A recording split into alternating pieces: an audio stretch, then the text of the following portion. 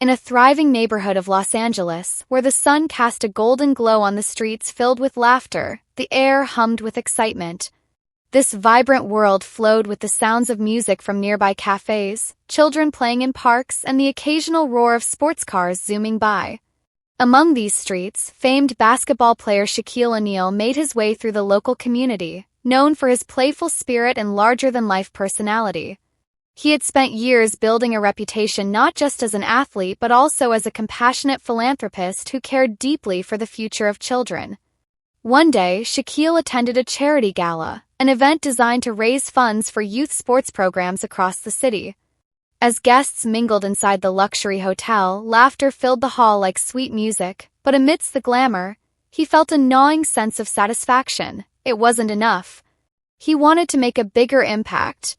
Through an inspiring speech that left the audience on their feet, Shaquille stepped outside to catch a breath of fresh air. That's when a commotion caught his eye. A small crowd gathered around a girl who couldn't be more than 10. She was fragile, wearing mismatched clothes that seemed 2 sizes too big, and her hair was a tangled mess from days of running untamed through the streets. Without thinking, Shaquille approached the group.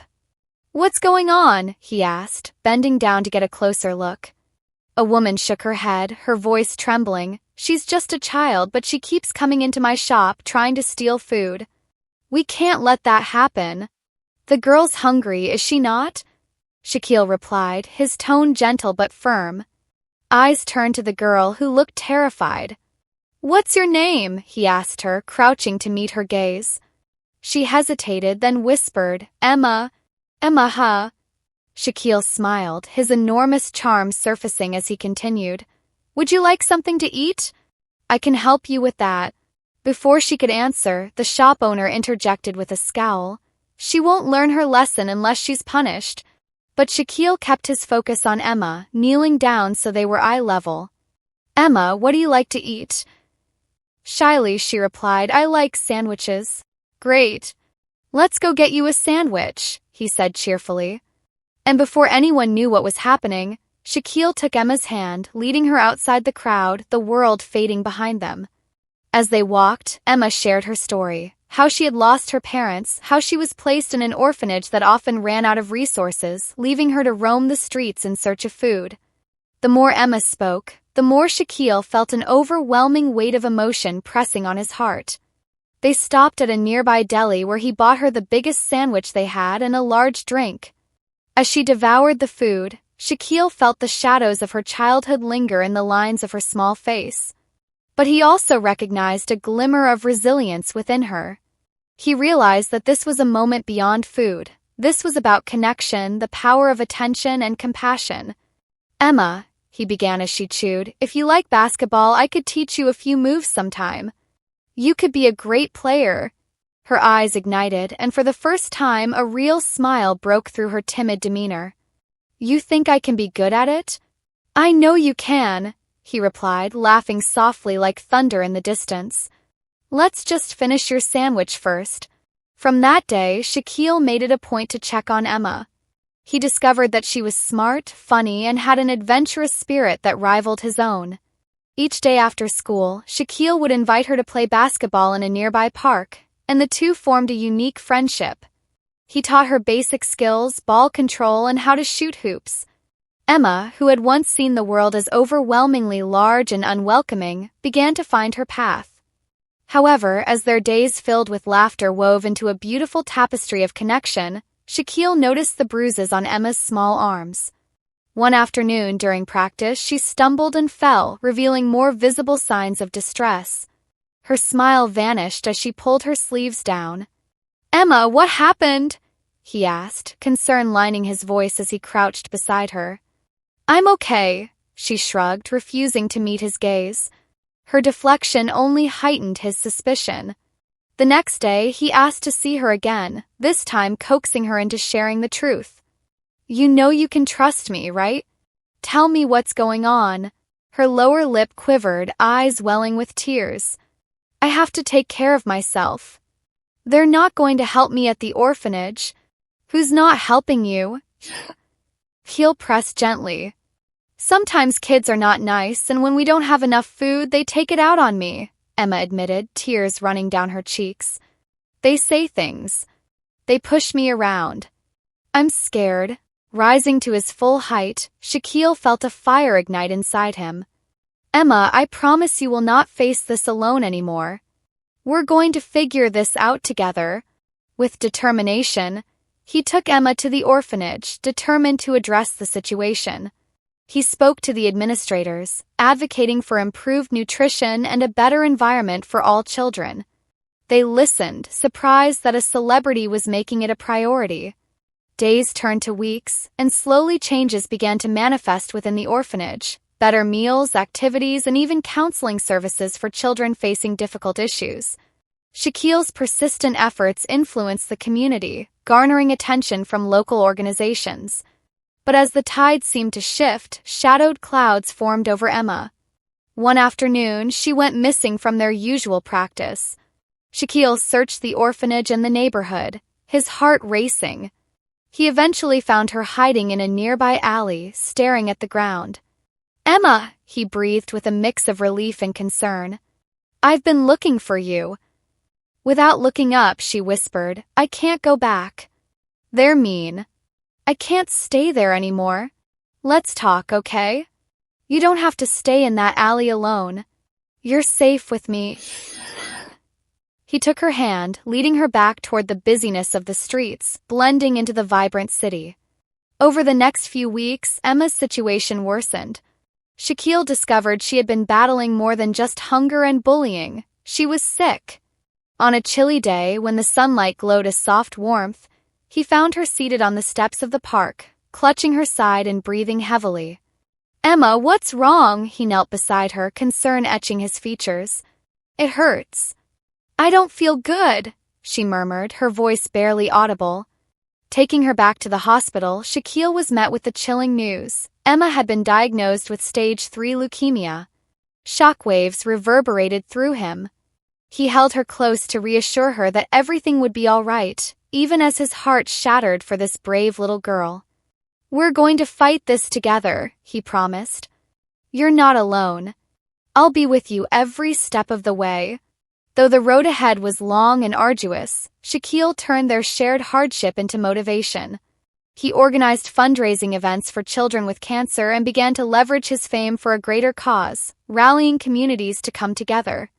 Months of chemotherapy began to take their toll, and Shaquille watched with a heavy heart as Emma lost her hair and struggled through the pain. Yet through it all, her spirit shined brightly. Shaquille transformed many of his basketball camps into fundraisers that directly supported childhood cancer research. There were days filled with tears and laughter, pushing through the pain with flickers of hope. Shaquille became a constant at her bedside, reading stories, sharing memories, and helping her dream big while enduring the unthinkable. Emma's laughter filled the room, drawing sunshine into the sterile white walls of the hospital ward. You're like a giant teddy bear, she grinned, her bright spirit illuminating their shared space. Although she felt heavy and weary, her heart danced with joy often, teasing Shaquille about his height and his big feet. In turn, she inspired Shaquille, reminding him daily that resilience could triumph over adversity. He even invited local basketball legends to visit her, tying their darkened lives to a wall of dreams. One afternoon, as she recovered from exhausting treatments, Emma shared an earnest dream with Shaquille. I want to build a better place for kids like me, a haven where they can be safe and have fun. That vision lit a fire within Shaquille. He knew their fight wasn't just for Emma but for every child facing similar battles. Together, they began to outline Shaq's House of Hope, a facility aimed at providing support for children battling illness, filled with recreational spaces, counseling services, and most importantly, love. Once Emma felt stable enough, Shaquille rallied supporters. Drawing on his network and immense influence, he organized a large gala. They secured local businesses for sponsorship and even negotiated a partnership with hospitals nationwide to ensure the vision could flourish. As the foundation took form, Shaquille brought Emma along to each meeting, allowing her invaluable insight into the future they were building. They shared laughter, back-and-forth banter, and an unbreakable bond that solidified as they helped other children feel cared for. The gala was a resounding success, yielding thousands of dollars.